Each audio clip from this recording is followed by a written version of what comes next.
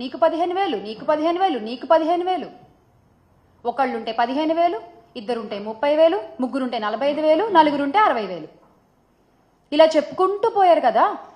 రామానాయుడు గారు అయితే, గౌరవ మంత్రి రామానాయుడు గారు అయితే, ఆయన అసలు ప్రతి గ్రామానికి తిరిగి, ప్రతి ఇంటికి తిరిగి ఏ విధంగా ప్రచారం చేశారో ఆయన చేసినటువంటి స్కిట్లు ఇప్పటికీ ప్రతి ఒక్కళ్ళ ఫోన్లలో ఆడియో రూపంలో, వీడియో రూపంలో మనం వింటూనే ఉన్నాం. చాలామంది రింగ్ టోన్లుగా కూడా పెట్టుకున్నారు, మర్చిపోకుండా దాన్ని. కానీ మీరేమైనా చేస్తున్నారా? లేదు. ఒకసారి మనం రామానాయుడు గారు ఏ విధంగా ప్రచారం చేశారో చూద్దాం.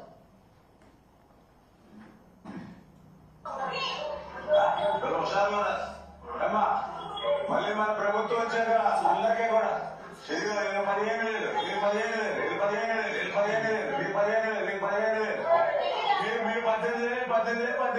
మళ్ళీ రాసిపెట్టుకోండి. మళ్ళీ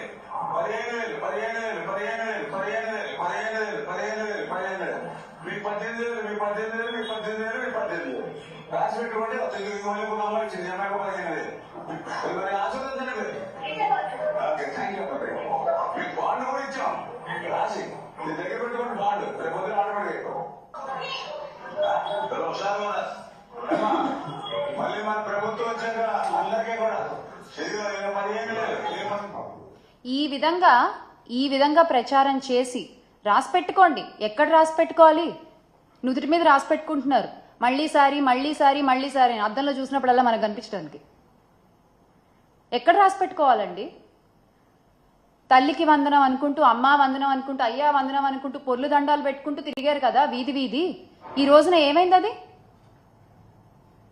అదే వైఎస్ఆర్ కాంగ్రెస్ పార్టీ అధికారంలో ఉన్నప్పుడు, జగన్మోహన్ రెడ్డి గారు ముఖ్యమంత్రిగా ఉన్నప్పుడు మనము 44.48 లక్షల మంది తల్లులకి, దాదాపుగా 84 లక్షల మంది పిల్లలకి 26,067 కోట్లని జగనన్న అందించారు.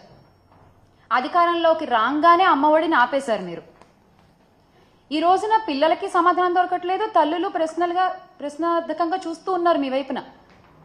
కానీ మీ వైపు నుంచి ఎటువంటి సమాధానం దొరకట్లేదు. ఇంకా వస్తుందని ఆశగా ఎదురు చూస్తున్నారు.